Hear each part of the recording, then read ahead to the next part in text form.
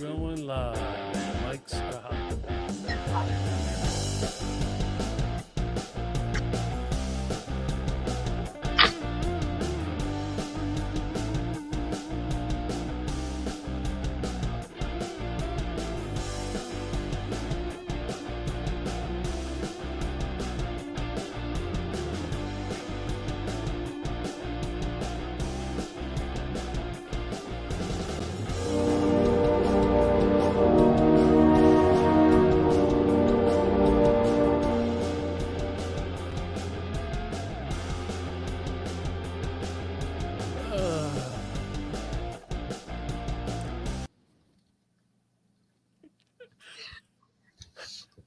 Joe, are we on? Can you hear me?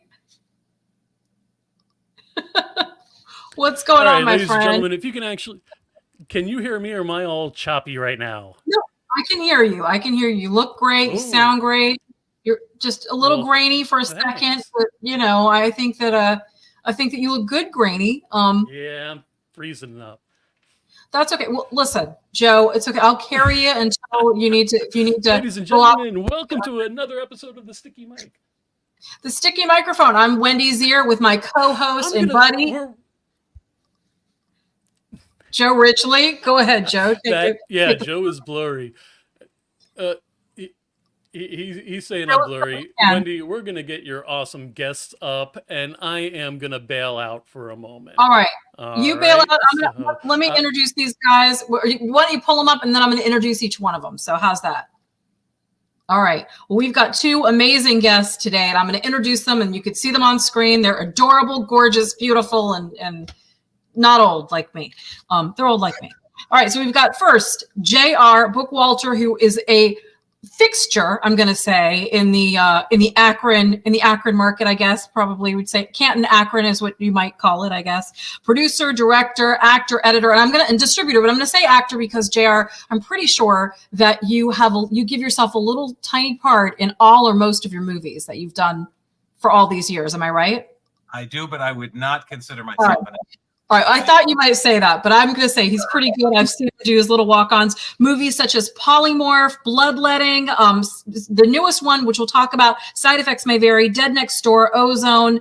I don't think there's a lot more, but too many to mention. We might hit on some of those tonight. And then, of course, James L. Edwards, who is just, love that shirt, James, known Lonnie by some of his friends, producer, director, screenwriter, actor, and genuine crazy person. Side Effects May Vary, Ozone, Bloodletting, Polymorph. Her Name Was Christa, which is a fantastic film, Brimstone Incorporated, and soon to be released any minute now, Trivial. So yeah, I wouldn't any minute now.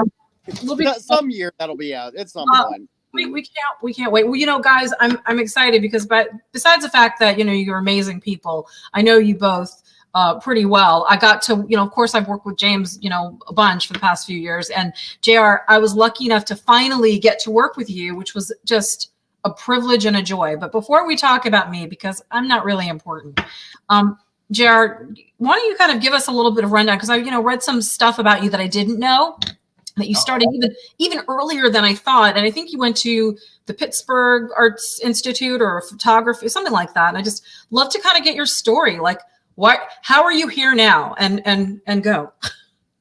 Well, I started making short films when I was probably 10 or 11 years old, Super 8 short films.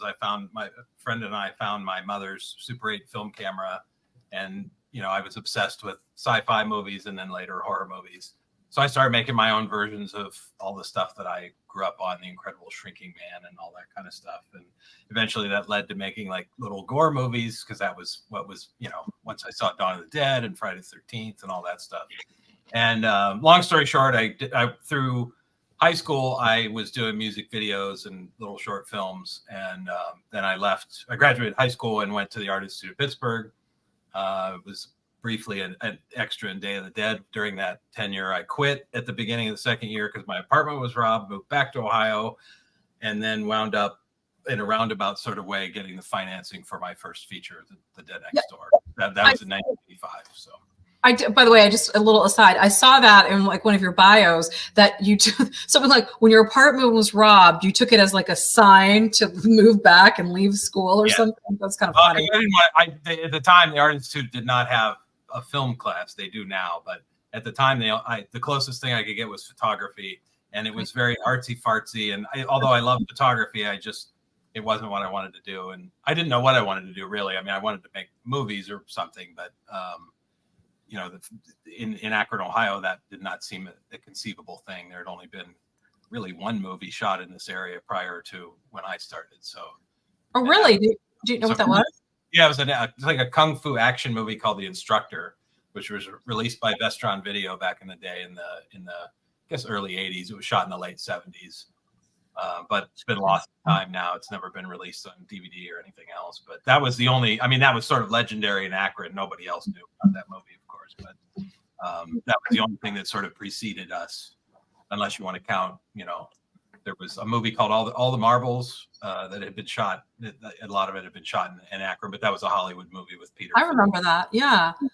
When you started Tempe, that would have been, I think it was like 93. Is that, or am I right about the year? Well, I mean, technically, yeah, I didn't produce Dead Next Door under Tempe until it was sort of towards the finishing line. But essentially I started with Dead Next Door in 1985. And so that was essentially when it started. So that's interesting. And when you started Tempe, I mean, was it hard? I'm just curious because you were kind of one of the first independent film companies in the area. Did you have to go out and canvas for actors and actresses, or was it just easy? Did you put ads in the paper, or how did that work? You know, we my friend David Barton, who did a lot of the makeup effects in that movie. Yeah, we were sitting around my little office in my grandmother's basement and decided, oh, you know, we need zombie extras for the movie. Why don't we call the local newspaper, the Akron Beacon Journal, and just sort of tell them, you know, hey, you know, we're looking for, well, anyways, they did a little news blurb about this big the next day. It was a Saturday afternoon.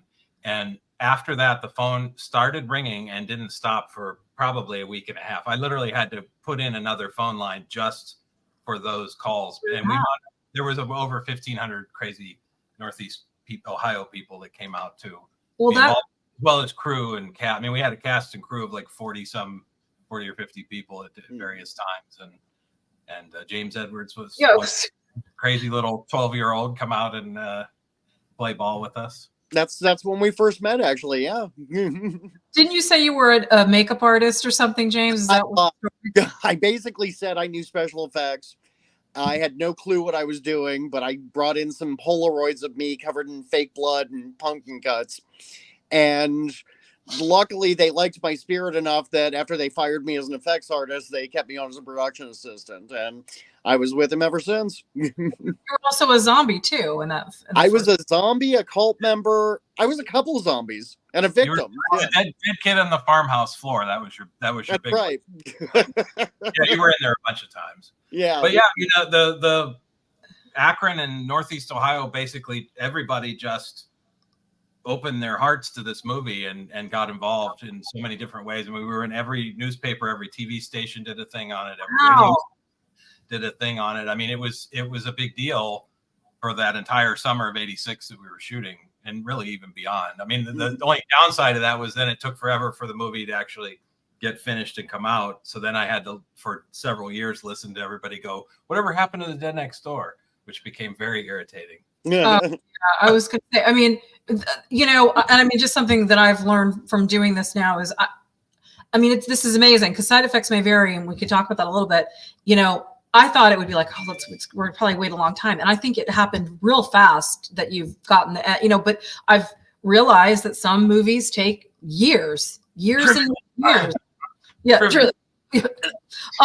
But you know, it's just part of the process of, you know, sometimes it's editing and all that kind of stuff that has to be done, or, you know, if somebody's not able to get certain things done, you know, it's like tick, tick. But yeah, I mean, that's part of this, you know, what we do, what you do. You know, I've just kind of, it's been interesting to learn that and be patient, which I have none of. But I was absolutely floored how quickly, you know, and beautifully you're able to get this done. I know it's not out yet. You're doing what do you call it? Where you're going around? There's a name for what you're doing. You're showcasing Our little road show, yeah. Well, that starts in late January, but yeah, I mean, but the thing I think about it is it helps when you wear multiple hats, because I shot the movie, lit the movie, directed the movie, co-conceived the story with James, edited it, did all the post sound work. I mean, so if it was largely, I mean, that's literally all I did for the entire summer was finish this movie.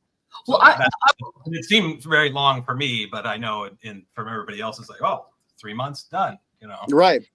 Oh, that's true. And I mean, by the way, just because talking to James all the time about it, I know how much work goes into that. Svetlana did, your wife did. I mean, all of the pre-production, I mean, it's just a lot of work. And I know that you wear all hats. I mean, James, I know you do too, but it's one of those things too. The thing that I love about working with JR is, I mean, like I said, I got my start with JR, but realistically, the thing is, I'm lazy. I'll be the first to admit that. I won't edit my own things. I farm that out. JR's hands-on. This is why JR was able to make a movie in that short amount of time, and it's taken me forever to make my films, because JR is, I mean, he's a one-man movie machine, so I can appreciate that. Well, the running joke when we started on this thing was because he had shot his latest movie, Trivial, was shot like last spring of 2020, right? Yeah. And my joke was, you better get this thing done and out, because I don't want to have to beat you in the same space of a year, to not only conceive a movie, but actually shoot it and finish it. Oh, exactly. And he will. Yeah, I guarantee you, he absolutely will. This thing will be out before Trivial. Trivial's just gone through some growing pains of it's a cursed movie. Let's just cut the bullshit on it. It's a cursed movie. Good things come to those who wait. So let's look at it from that perspective. So I mean, this is a question that of course I have to ask. I've asked James this too, but Jer, if besides side effects may vary, because I think it's one of the best, of course, because I'm in it, but no, I'm kidding. But I mean, what was like one of your favorite movies that you've worked on, and maybe the most fun, or the one that you think is just one of your best, if I can ask? They're all children. In some of them are misshapen and hydrocephalic head and whatever, but you love them all equally, or I try to anyway. But I mean, the side effects may vary is very similar to Ozone, which is a movie I made in 92, 93, in the regards of how it was made. I was very hands-on with it, all the way through the whole process. So they're sort of a kindred spirits. It's not that I wasn't hands-on in other movies. I mean, Polymorph, which James wrote for me in the 95, 96, we did that one. I mean, that was the same way, where I was doing the camera and lights and all that kind of stuff too. But I mean, there's been so many different experiences and so many different phases. Like Dead Next Door, I have some very fond memories of, even if I'm not 100% happy with the end result. There's movies like Robot Ninja, which was my second film that I did, that was despised and hated upon release. And but it's got like a cult following a little bit. Yeah, I mean, I guess it does in Germany or something. Like David Hasselhoff. It's very popular. Exactly, me and David Hasselhoff. But that movie, I spent so many years distancing myself from it because I was unhappy with how it was finished. And then I was able to actually go back and rework it and make it what I always wanted. Hello, Ken. Hey, Ken. Ken is a great guy, and he's always here for us. So, hey, Joe, how you doing? It's okay. By the way, as long as you're here, you could be grainy. We still love you. We do. We do. I better not be grainy anymore after what I just went through. Oh, you don't look grainy to me, but Wendy already is going to piss and moan about something, I think. Oh, am I going to bitch? I'm going to bitch. No, he looks great. You look great, Joe. You don't look grainy. Not even a little. There's no lag. You have a road. There's no lag. That's a good thing. Yeah. You look great, Joe. Go ahead. I'm gonna leave the floor open for you, because I know you're dying to ask some questions to these guys. Well, I have to apologize firsthand. I mean, for everybody that is tuning in, I don't know if it was explained or not, but I was driving home from work. I asked my daughter to turn my computer on for me to get things rolling. There was an update on my computer. She clicked yes. And let's just say I wish she really wouldn't have done that, but she's a good kid. But you're here, and that's the important thing. There you go. And I mean, the one show I'm most excited about, I'm freaking late, and I really apologize. I watched this movie, Yeah, what'd you ladies and think? gentlemen. The first opportunity you get, go and see it. Oh my! I laughed. I cried, laughed. I ugly laughed. And- It's fun, right? Campy, it but was. fun. Love it. I mean, Brink whole. Oh, Frank, yeah, she's hysterical in this. I mean, I'm amazed. I actually am very, very mortified the things that I wrote that she had to say. Let's put it that way. Yeah. She's a trooper. She did great. And her sword, and it was. Oh yes. The bag of chips and what she's reaching for, and then reaching. Not give too much away now. I won't give it away. All I said was a sword. All right. No, that's, I won't go any further than that. yeah. I mean, she, you know, guys, yeah. I want to hit some of these comments real fast if we could, though, because this is what people love, is the interaction. And so we already had Ken. We have Joseph Angelo. Hey, Joe. Hi. Oh, that's Lonnie. Well, that wasn't for us. Okay, Joe, you're banned now. No, I'm kidding. No, that's he's saying hi to me. There's my father. Oh, My kid, Oh, is hi. Lonnie? There's Bob. it's past his Oh, bedtime you're for sure. I don't know what he's doing up. Aw. Aw. Yeah, Aw. he's sweet. I love your dad so much. Well, and he actually was. We shot at his house. Richard. Hey, Richard. Oh, hey, Richard. Oh. Aw. I need to watch Polymorph. I think I need Yes, to watch you do. Polymorph also. Yeah, Joe, it's really cool. It's a fun movie. And Sasha, you know, I don't know. Sasha can do no wrong. Sasha Graham. Hi, Lonnie. And, if you need to see Polymorph or any other of these movies, go to makeflix.com.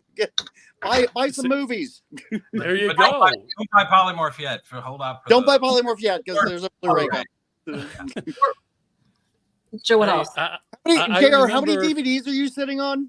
A lot, but I would Yeah, still. so you buy Polymorph and then buy the Blu-ray. Yeah. If you can't wait, then that's the way to go, I guess. Hey, Sarah. Sarah was one of our effects artists on Side Effects. Oh, hi, Sarah. Great. Those He was were phenomenal. Oh, I love her to death.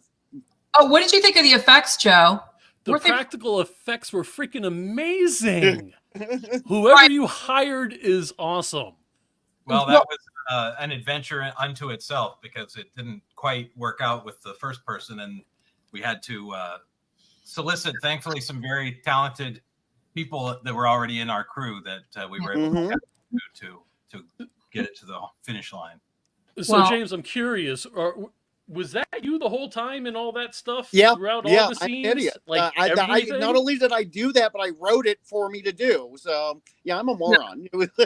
Oh, by the way, a fight that we got in, I just think it's worth mentioning. So you saw, I'm not going to give it away, but you know, there's a part where he has tons of guts and goop, and you know, and I know for a fact that he sat in you said you sat in a bathtub for like hours, like you could not get that stuff off. It was heavy, you couldn't touch your phone, and I knew he was shooting all day, and I'm like, call me, where did he do it? You know, because I have to talk to him all the time, and literally I kept calling him off the hook, and I knew that he was, and so he said, I picked up the phone and I'm like, can you give me a fucking minute?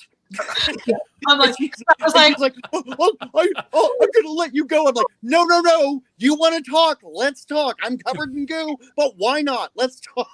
So yeah. I was an abusive boyfriend. I'm sorry. Well, I'm going to answer this question. Craig, you can see all 3 of his chest hairs. Yeah. Oh yeah. Okay, you're in luck. There is a love scene that goes even a little bit further than a lot further than Bloodletting. Yeah. There's you see a lot of Tina and a lot of me. So yeah.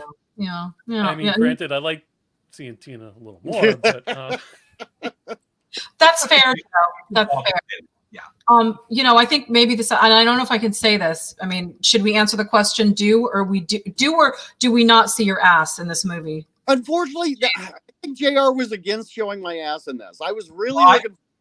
I saw it on set, and I can just tell you, like that's enough for me. there's a reason you don't see it on in the movies. You know, we got like from the belly button going down. I was like, whoa, Well, okay. we already saw that part of you. I can tell you that I'm going to tell this story because I love it. One of our effects artists, Emily, was on set. She did a lot of the gore with David Milchick and Sarah Crowder, and I had a plastic cod piece fused to my crotch to make sure that that nothing was going to be seen. Well, keep in mind, I'm a 50-year-old man. Okay, things happen. Your body changes, and apparently, what I wasn't counting on with this cod piece was my long saltwater taffy balls popping out of the bottom of these things. They're pretty gross. So I'm swinging around like a redneck truck, and she's like, I thought she was going to quit. I really thought she was going to quit at that point. But luckily, I stuffed him back up. I'm a trooper. I kept going. So for you guys old enough, I mean, he's referring to like the old toys that we had, the Kerblankers. Yeah. Yeah, that is what they're like. Those I know exactly what you're talking about. Those things that the clacking balls or something. Yeah. They're like a crawler. Oh, a crawler piece. Why is it a crawler? Yeah. That's the cod piece that I had to wear, and that's the thing. Most guys will go ahead, and when you're doing a scene like that, they just have the little cloth tie-on thing. I go the extra mile. I don't want there to be any contact, so I literally like adhesived a plastic cod piece on the front, which is real fun to take off. But yeah, I can tell you, but from shooting that scene, there was one moment in the middle of that, and I won't tell you exactly what happened in the scene, right. But just say Tina's naked in the bed with her issues, and he gets up from the bed and he's like completely naked on the backside, and he's got this ridiculous giant thing covering his junk. And right. I was just looking around the room like, what the hell are we doing here? You waited, JR, you waited 23 years for this. That's right. I mean, isn't that kind of the stuff that you did in Bloodletting? Like you had to film his butt there? I mean, that was... well, keep in mind, JR was producer on Bloodletting. So I was executive producer. I was not. Well, I was there. I did show up that day. You did show up, but you didn't have to see the real nitty-gritty. No. That's interesting. That's fun. Yeah, I James, I know people were waiting to see your butt, and I don't want to. You'll see plenty of me, and you'll see plenty of Tina. Don't worry, it's still well worth the trip. Yeah, I was going to say, Joe. To be fair, Tina's maybe more exciting for most people to watch naked, or not naked, but to see some. Right. Yeah. From a heterosexual man's point of view, yes, that is correct. Fair. I will say it's quite a scene. Yeah. It is quite a fuck. Oh, it's pretty gruesome. It's I by the way, I was gonna say, if I'm remembering right, because we're talking about the consistency. Wasn't that Dave Milchick that did the consistency, or was that somebody else that did? I thought he did that goop. He did the blood. He did a lot of the blood, and he and Emily and Sarah worked together as far as they did a great job. So. Oh yeah, they're amazing. That's great. Well, yeah, I mean, go ahead, Joe. You get the floor. Well, I caught most of it. I missed some points though. So when is this going to be released? Well, we're trying something new. Every movie I've made prior to this has always been made and released within a very short amount of time for the most part. They were all made for the VHS market, the DVD market, now the Blu-ray market, whatever. Instead of doing that, I have a thing with people watching movies on their phones, and we all do it.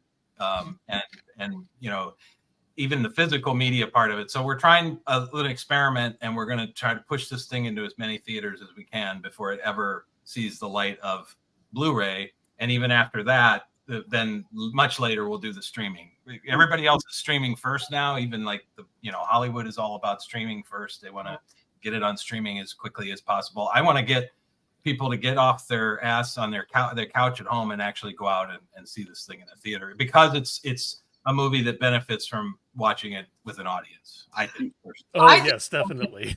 Joe, I don't know about you, but when I see this, I think of like people sitting in a drive-in, like with a big drive-in screen. This is because it's kind of like a nod to the Incredible Melting Man, stuff of just very nostalgic. So I could just see that kind of where that would, if there are drive-ins, I know there's a few left somewhere in the country. Oh yeah, there's a lot of drive-ins, and we are for sure going to play at least one in Indiana. So that's. Is there?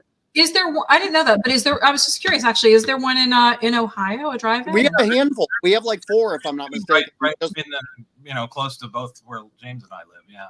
Mm-hmm. Joe, are there any in Florida? Do you know of or drive-ins? There's actually one about a half hour north of me. Very fun. And I believe there's one in Orlando, maybe one in West Palm, Lauderdale, Miami. Yeah.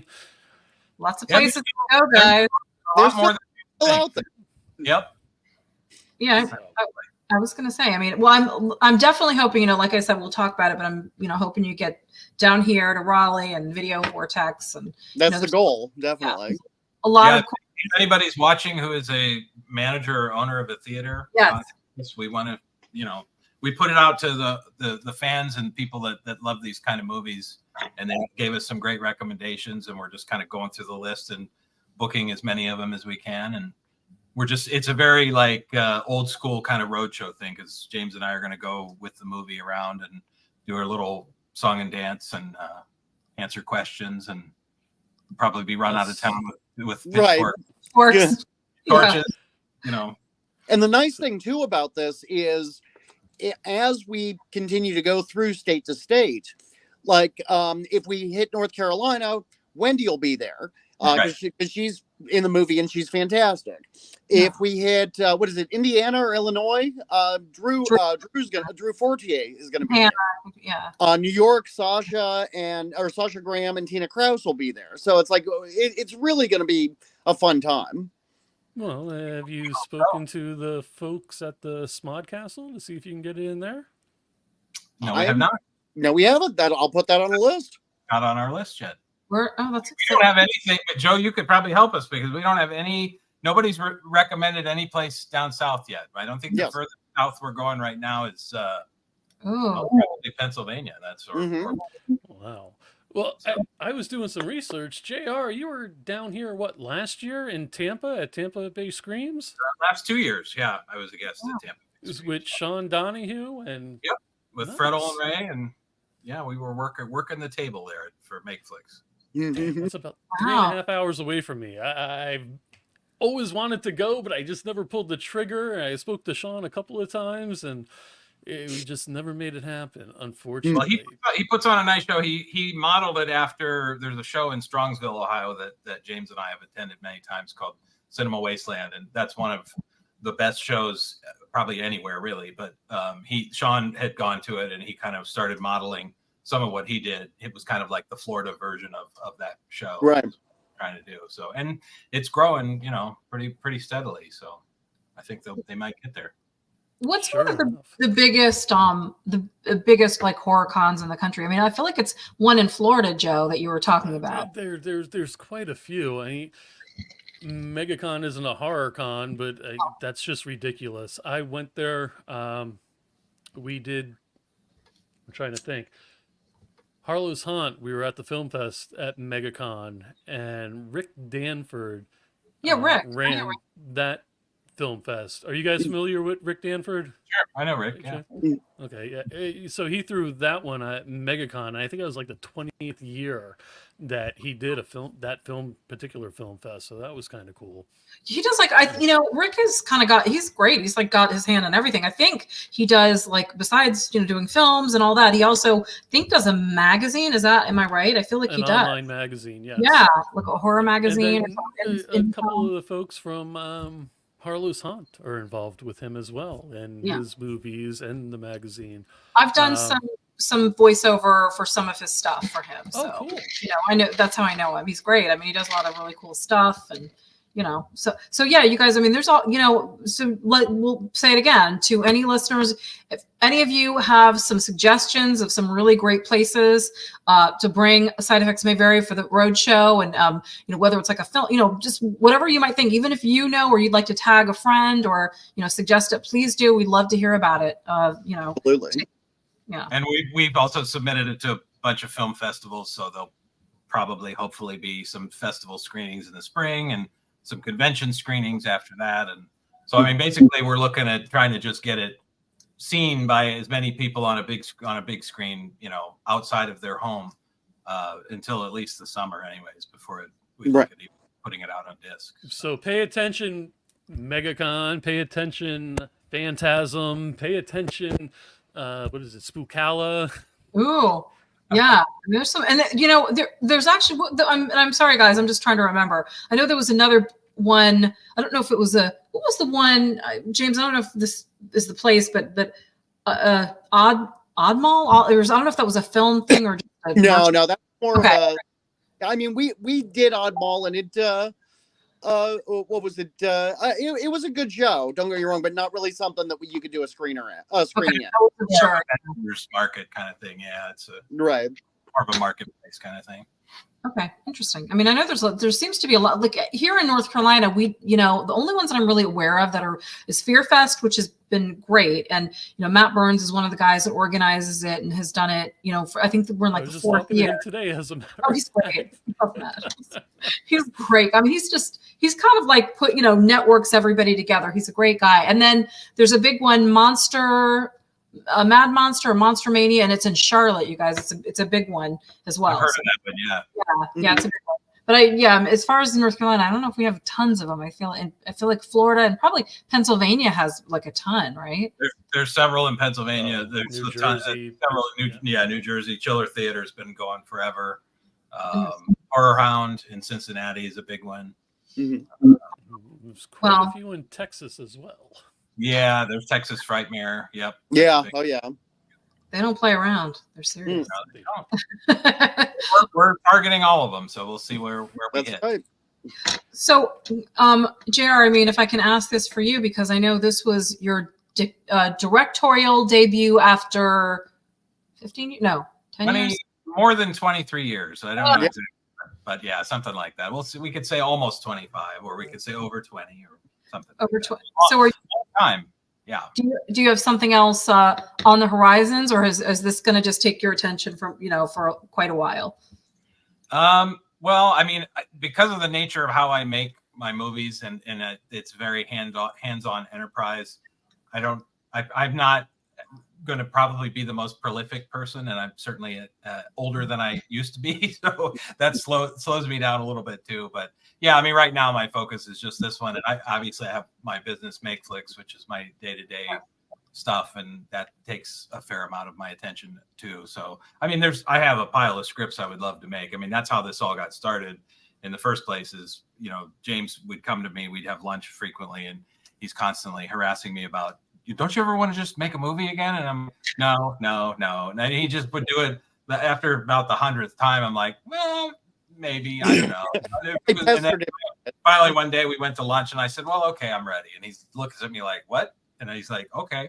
So we actually talked about pulling out one of those scripts that he co-wrote for me years ago, and making that. But after reading it, I was kind of like, yeah, this is a little more than I want to bite off right now, or that I feel like I can chew on at the moment. So that's when I pitched to him. I said, I always wanted to make something that's kind of in the vein of The Incredible Melting Man. And I'll tell you, the idea just sparked with both of us, and was the fastest, easiest, most rewarding experience that I've had, probably, as far as coming up with, we went through a number of treatments. He wrote the script, and we were off and running. It was, it was very fast. I mean, it was shocking how fast. I mean, typically in my best days, it took me typically between 2 weeks to a month to write a screenplay. Currently on my own stuff, it usually takes me several months.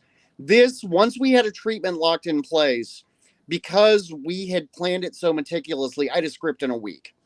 And now obviously we had to do some revisions and whatnot, but was not a ton. No, not a ton. I had the script at the beginning of January of this year, and it was finished, a month and a half ago. So it's pretty fast. Well, I was amazed, because I'll tell you, because James, when you told me about the script and everything before, I was like, there's these special effects. Like, how are you going to, Joe, I was like, there's no way. Like, how are you going to do that? I just couldn't even imagine, but you pulled it off. I thought it was fantastic. I really did. I thought it was fun, gory, campy. everything. It looked on a number of occasions like we weren't going to be able to pull it off, but the whole thing was that part of it was very seat of your pants. We didn't, it was. Oh, I know.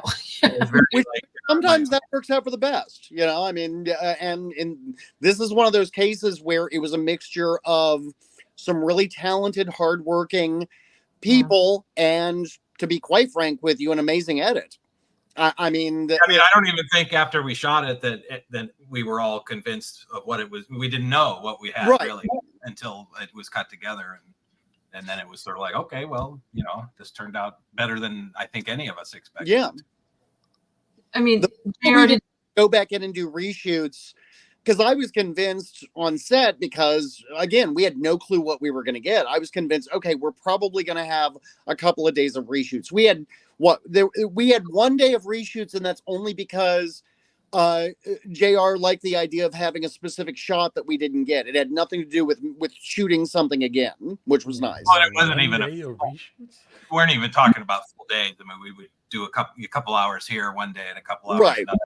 They were just we didn't add that much. I mean, it was kind of, I shot a lot of footage, probably more than I needed to, so I had what I needed. I shoot like an editor because that's my first love is editing. So I wanted to make sure I had enough to put it together properly.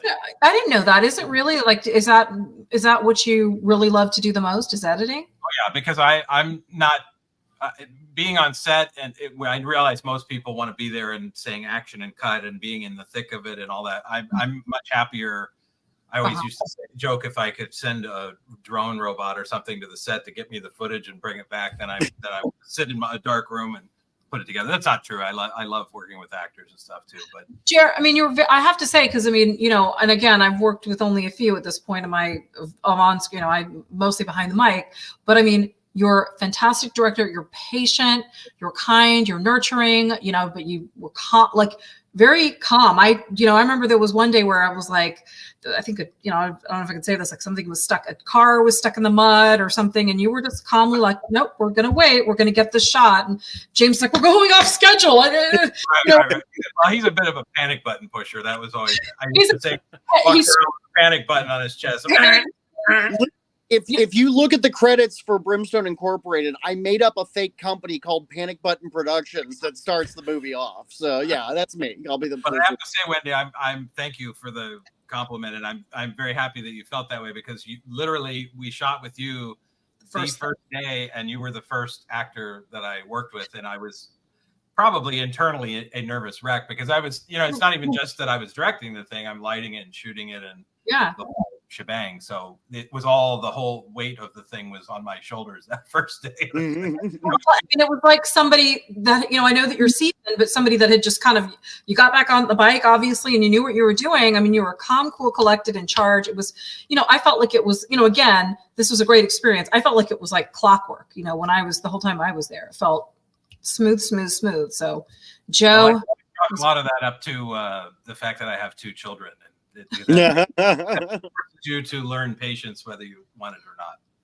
I think that's fair to say. I mean, right? You have to. I'm imagining, Joe, you're probably a director in your own house. Joe has kids and grandkids, so and I look like an old man. I'm only 47, so. 37. And this is for the grandkids. I'm playing Santa this year for them. The end of December. This is all off. Thank you. Wait, you did your hair, right? You cut your hair and donated it or something? Oh, it's grown, Eddie. Oh, it's coming back, and it will come back. But it's you have to have like Native American, and we might have talked about this because your hair grows so fast. I'm a guinea. We had a conversation about that. We talked like about a meatball recipe or something, or grandmother's. We had this conversation. JR, I might have asked you this. I don't think I have. If I can ask, what Bookwalter, is that British? Can I ask? What's your? No, it's Dutch and German, I believe. I didn't know it was Dutch. Yeah, Dutch and German. That's what I've been told. Yeah. It was Bookwalter, I guess. Bookwalter.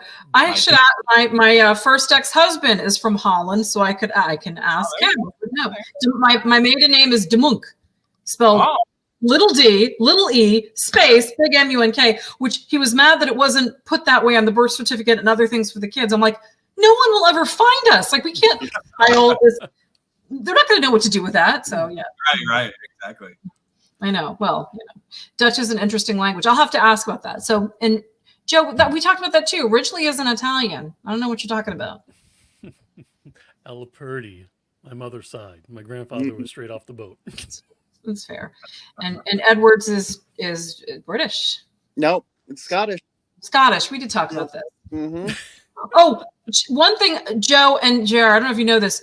I like for James to do accents and dialects, which I like to, and he can't do, and I'll make fun of him when he does, so he doesn't like to do it. So do your Scottish. Go ahead. I'm not doing my Scottish. I'll bring my dad into it if you keep it. Nope. You're gonna do Scottish. If it's not Scottish, it's crap.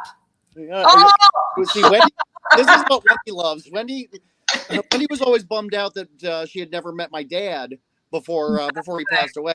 Now I got him right here. It's like, oh, you're a goddamn loser. You gotta give movies. Oh, my son's a fag. This went really dark. Really was that Pluto from Popeye? Yes, found that puppet. But he goes, Wendy, because he always says, Dad, I've seen pictures. He looks like him. He goes, you always wanted to meet my dad, Wendy, right? And we're on FaceTime. I go, yeah. And he goes, hi, Wendy, it's me. And I'm like, oh my God, that's your dad. So, but I did know that his father, and that's fairly accurate. It's very accurate. He did look a little bit like Brutus or Pluto. My dad was very homophobic, so I kind of, and with me being an actor, it was pretty much guaranteed I was going to put on it. So I did. So it's like, yeah, we did. And then of course can I say that? No. Tell the story. I know you want me to tell the story. Yeah, come on, because we know Brian. Yeah, so my dad was never supportive of my movies. Well, the last years of his life, he had dementia, and I was one of his caregivers because I was staying with him at the time. And I came home from work one day, and he's like, "I hope you don't mind. I took out one of your movies and I watched it, and you were really good. I went," and I'm like, I'm finally, after like 40 years, I'm getting this moment with my dad. It's finally happening. And he's like, I wish you had done more comedies. And I'm like, I didn't do any comedies. What movie did you watch? Like, the black and white one where you're a clerk and your buddy is in a video store. It was Brian. Yeah, he thought I was Brian O'Halloran. So I just let him. I let him go with that. It's like, okay, we had our moment. That's the closest we're gonna have. So we said he was proud of you. Yeah. Brian, the next time you're on, we're gonna have to have James on as well, just to see a comparison. Right? A separated at birth movie or something. So. Yeah, I mean, Brian's been on the network at least a dozen times. He's a regular. He's a cool cat. But I got some questions about this movie. I recognize so many references and everything, and one in particular, and I'm not gonna say. No spoilers. Out to lunch. No spoilers.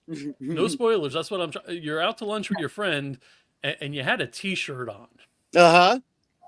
That's my trip. I loved Roddy Piper. I was a huge Roddy Piper fan. Well, then you were at lunch, and then flash. I was like, they live. Yeah. Got it. Absolutely. Okay. Gotcha. Yeah, this movie is very much a throwback to all the stuff that we love. Right. I'm thinking some Romero stuff, and it was this. Yeah.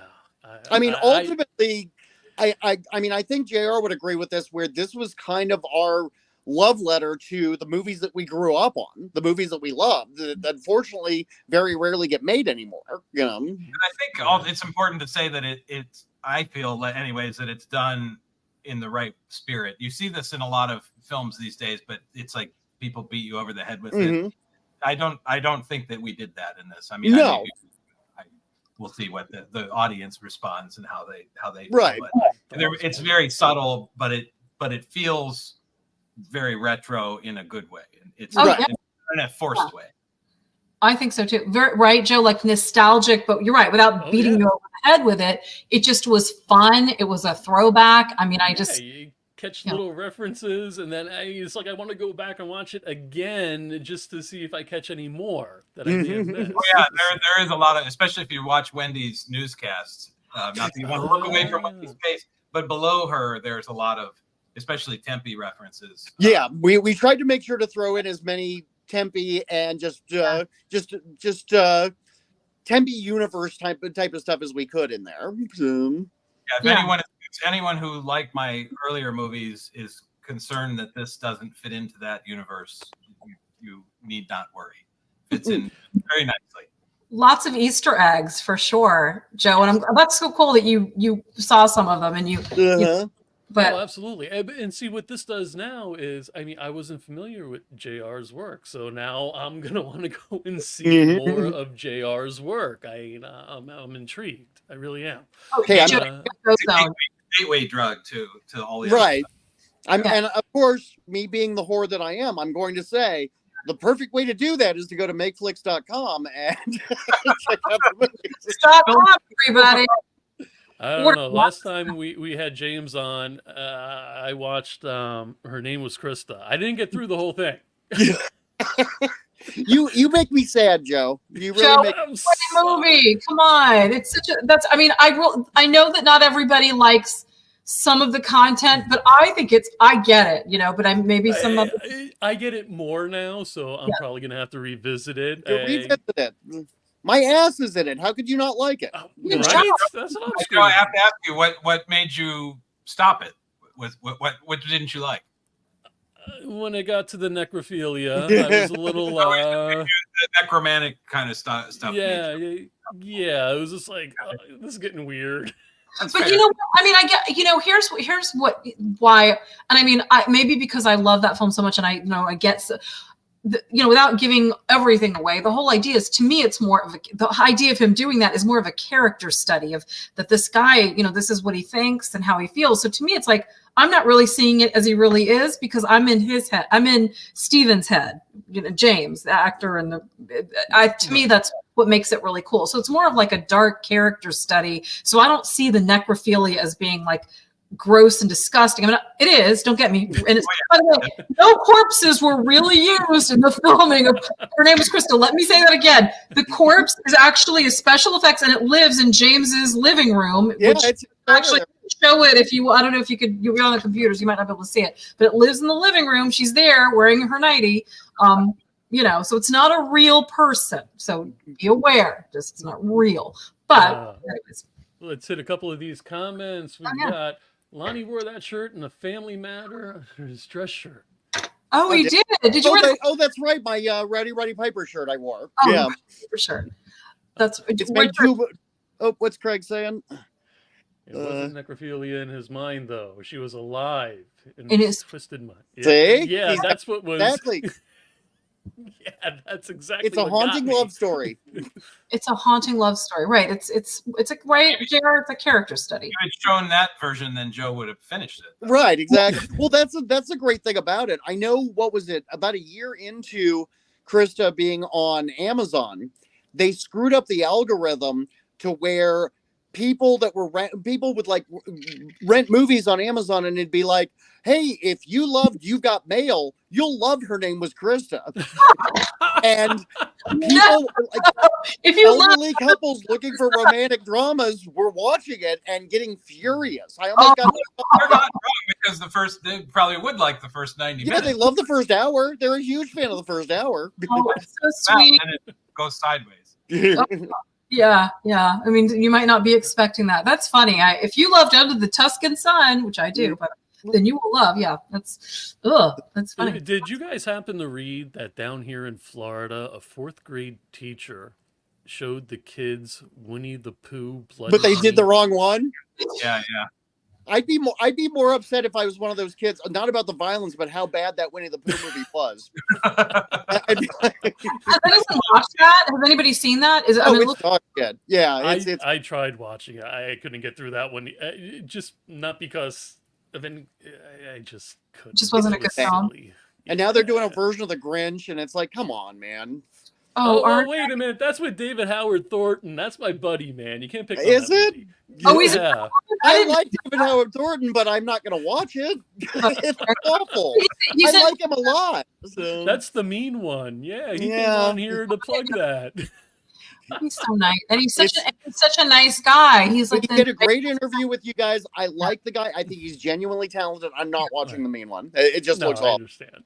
So, it's going to be the not viewed by me one. So, Fair enough. Not everybody has to like every movie that you know. I mean, what was James? I can ask this. It's fair, and it better not be a JR movie. What do you think was like the worst film that you've done, or can I ask that? the worst film that I've done was actually. It's going to be one of mine. He's going to. Oh No, no! Don't you dare! Don't say it. Believe it or not, honestly, the worst movie I've ever done was this horrible like pseudo action movie called Urban Legend that never got released. Oh. And it escaped. It didn't get released. Yeah, exactly. It had a limited VHS run, and it was doo-doo. That's the best I can say. While I'm on the set, I'm watching the director ripping pages out of the script. Going, we don't need that. We don't need that. We don't need it. The movie clocked in at like what, an hour, maybe 45 minutes. And But I did that on Polymorph too. yeah, but that was more painful for me. I wrote the script.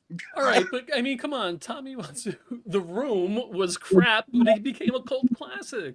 This isn't going to become a classic. I promise you. By the way, Joe, James introduced me to that. I had never seen that. That is, I mean, that I cannot believe it. But also, my favorite thing about it that you told me is he spent like how many millions on that film? 7 million. Yeah. How much?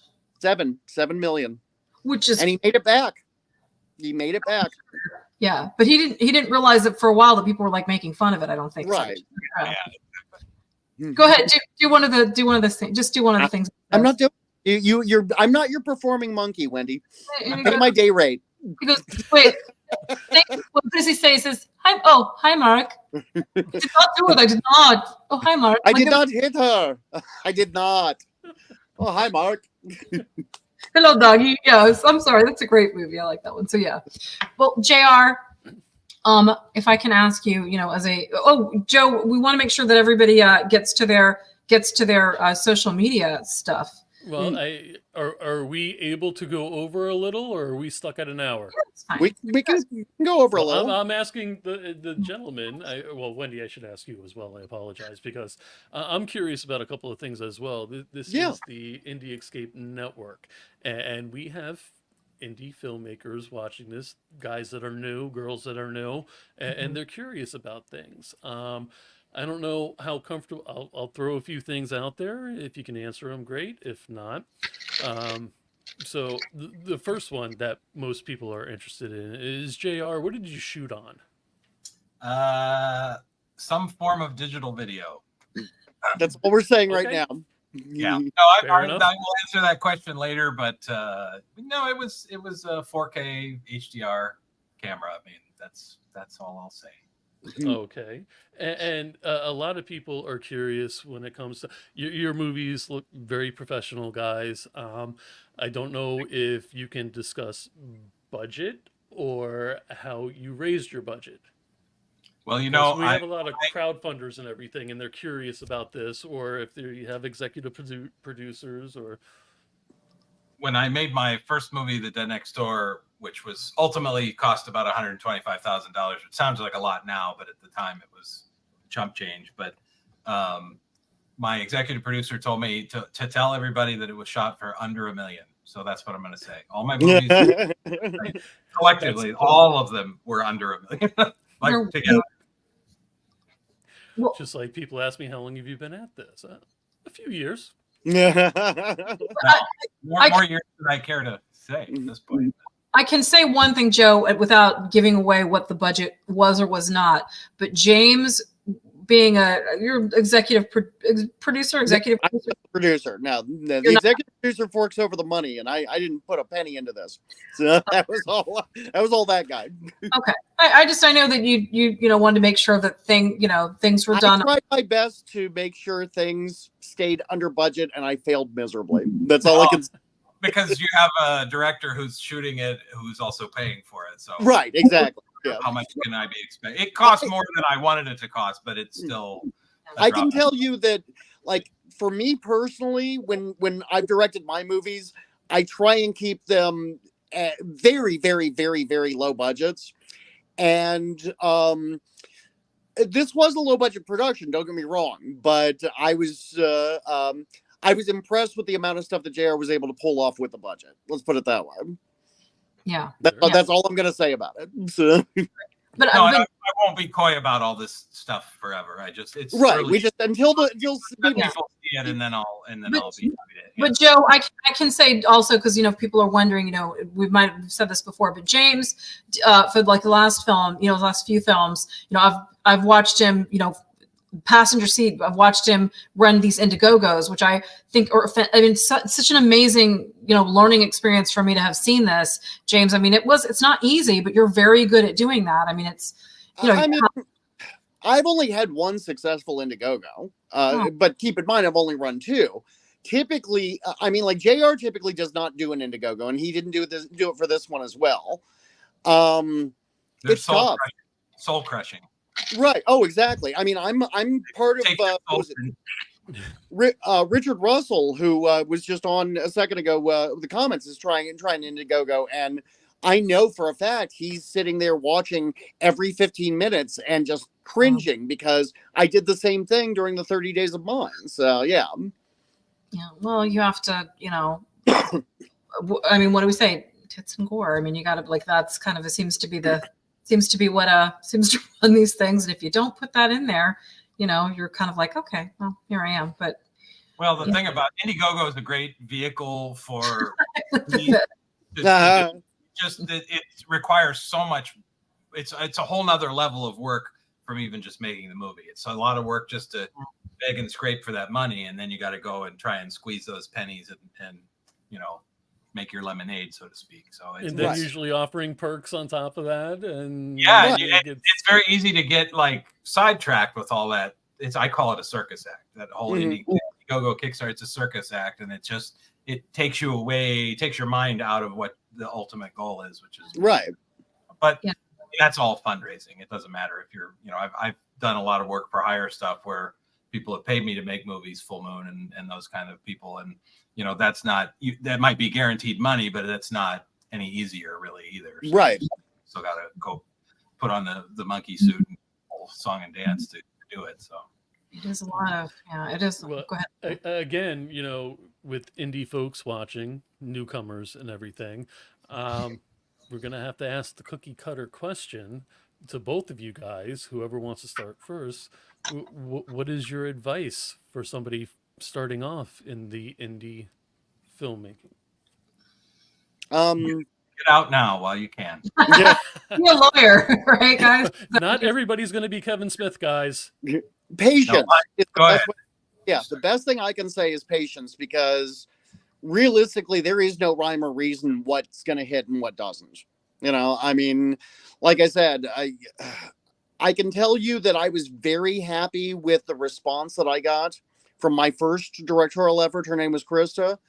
And then with Brimstone, it was literally soul crushing.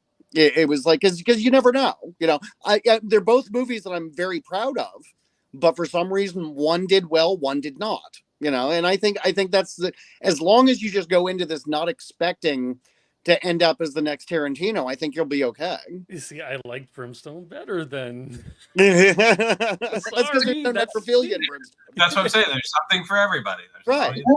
No, my advice would be, the people used to come to me and ask, what should I make? What kind of movie should I make? Because, this is hot right now. I should make something. And I've always told them, look, when you make a movie, you're going to live with that movie the rest of your existence and, the rest of your life. So make the movie you want to make and don't worry about all the stuff about how it's going to get sold. And, if you're making something with an eye towards, you want to make your version of some other movie or whatever, that's fine, but make it something that you are going to be happy with in the end, because you're the one that has to live with it. I mean, it doesn't even matter if it finds an audience, doesn't find an audience, it's still going to be yours at the end of the day. So that's good advice. True. Because, you're right. Like something that's you're comfortable with. I know, a lot of your stuff is horror with sci-fi based, kind of really interesting kind of stuff. And that's probably, I'm sure, Jer, what you liked doing, what was interesting to you. Yes.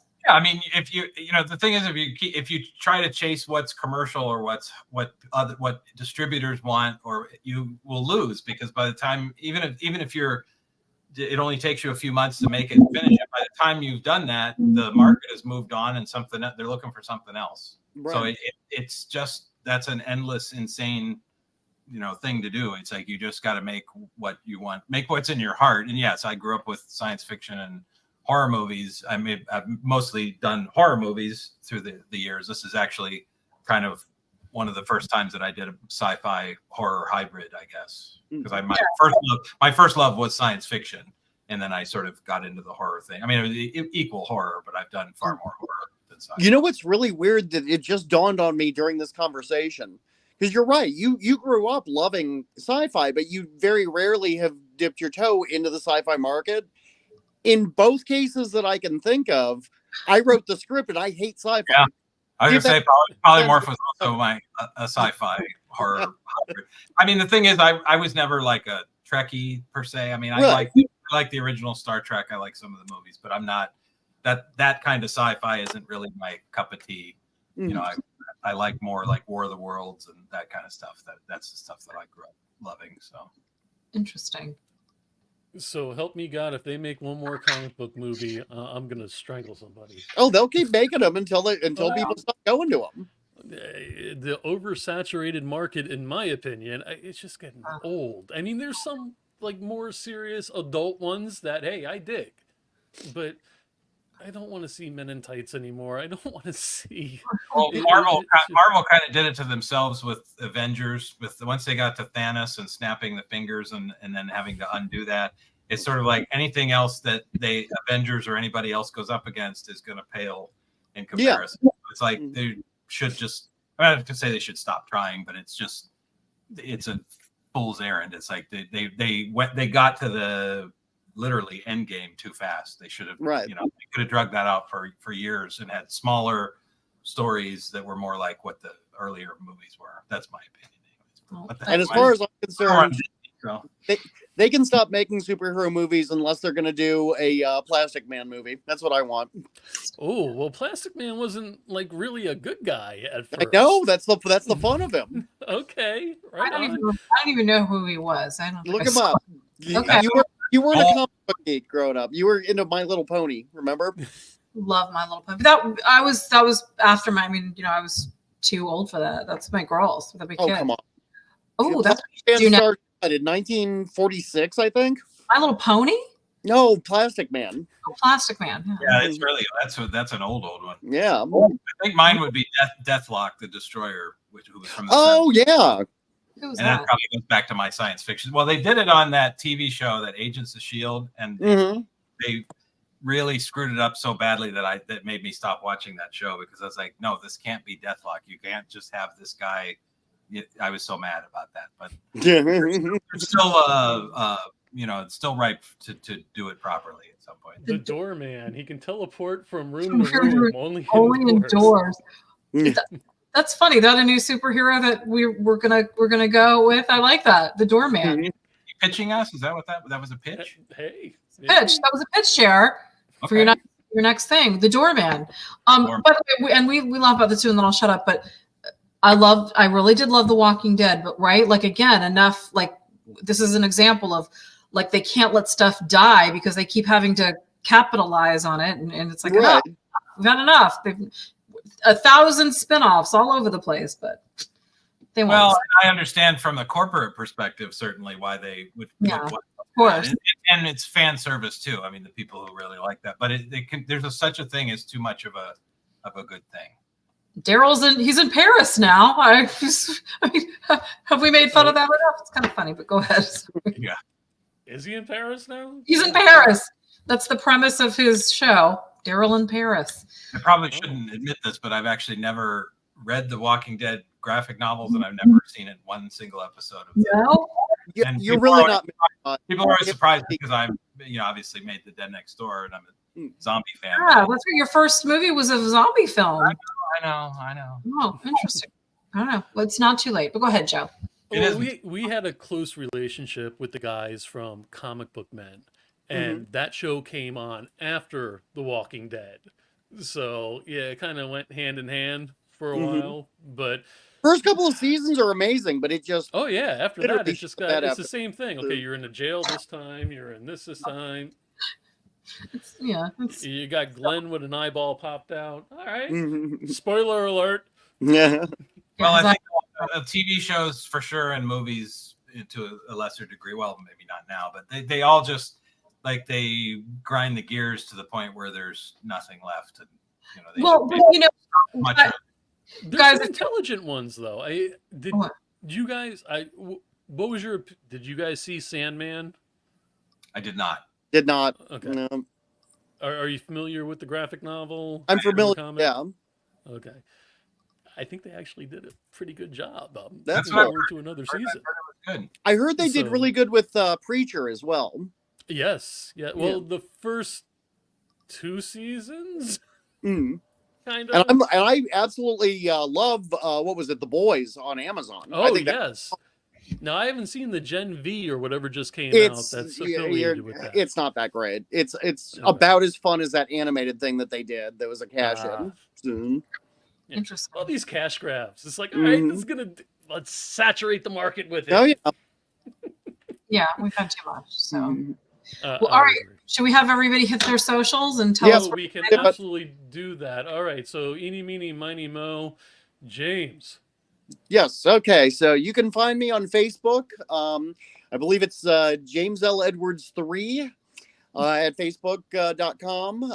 You can also find me on Instagram under Buffalora Entertainment Group. And again, go to makeflix.com to get all of mine and J.R. Bookwalter's films. Oh, no, wait. There's one more thing that's relatively important. Tell the folks out there where they can see your ass on film. That would be in the film's Bloodletting. Her name was Christa, and sadly, not Side Effects May Vary, but you do see a lot of my other skin. So, Ooh, See pretty much that's an everything else except understatement. I mean, I was curious how much that one prosthetic cost. yeah. I'm going to put it out there. I happen to think James L. Edwards is sexy, so I'm okay with it. But maybe others might not feel this way. Hey, again, I'm straight, but yeah, I've It's okay, seen it's his fair. ass, and it's pretty I nice. appreciate it. By the way, his poor children and my children have had to see his films of that, and they're not happy. Not happy. scarred for life. Probably. Yeah, They scarred to be fair, but so JR, where can everybody find you? On all the stuff. The Facebook, Instagram, and Twitter or X or whatever the hell it's called now. It's all JR Bookwalter. All JR Bookwalter. Makeflix is my store. It's Twitter and Facebook is just Makeflix. Instagram is Makeflix Store at Makeflix Store. Okay, Netflix store. Got it. So we can Right, get well, all of our fill of J.R. Bookwalter and James L. Edwards films and see butts galore. That's right. Sadly, though, I do want to put it out there. You do not get to see JR's, but I'm sure Svetlana, I'm sure would have a great review, but we Wait a will not. minute. You Technically, you don't get to see any of me, but there's I some was guy gonna named say, Lance Randis that looks a lot like me. But Right, exactly. We don't know if he made an appearance in these films, but I think. well, Wendy, you didn't get the uncut version? Oh, I didn't get to see his butt. Oh, come on. No fair. another All 45 the minutes. girls wanted to. So, yeah. Wendy, talk to us. Where can we find you on social media? Well, everybody, I'm kind of embarrassed to say I'm not on Instagram or Yes, you are. much. Well, I mean, Yes, I'm just saying I'm not, but you can get me on Instagram, Wendy Zier, of course, Facebook. I'm more active on Facebook, Wendy Zier. If you voiceover, I also just everybody, because Otis, who I don't think you tuned into the show today, you'll probably catch it, but we have some of you all have been nice enough to want to take a lesson with me. I do VO coaching. I teach class, but I do online coaching. If anybody's interested, it's really fun. I will say that, and there you go. You can catch me. All right, and everybody else who's turning in. Wow, We're- tuning in for the first time. Yeah. Be sure to go to the Indie Escape Network on Facebook, Twitter, X, whatever the hell it is, Instagram. What's the other one? TikTok, and I think we have one more. YouTube. YouTube. So go there, like, subscribe. Go check. Guys, when are you starting to tour this flick? Because I'm really excited about this. I need to see this. Late January. We're going to start probably, well, I think one of our first bookings is Philadelphia at Philomoka on January 29th. So you can already buy tickets for that one. Yeah. And then we'll be in a number of other cities around that area. We'll be in Dayton, the Dayton area in February. Some stuff coming up in April. We're going to be doing a big announcement here shortly once we get some of these. And I'm assuming it's safe to say you guys may be on again to help promote this a little more? Oh, absolutely. Yeah. If you'll have us. All right, ladies and gentlemen, we're going to call it an evening. Wow. I changed the background when everything was uploading. So I'm going to say this. Have a great night, everybody. And guys, stick around for a moment. Thank you, everyone. We'll see you next time. Thanks for watching. All right. Thanks.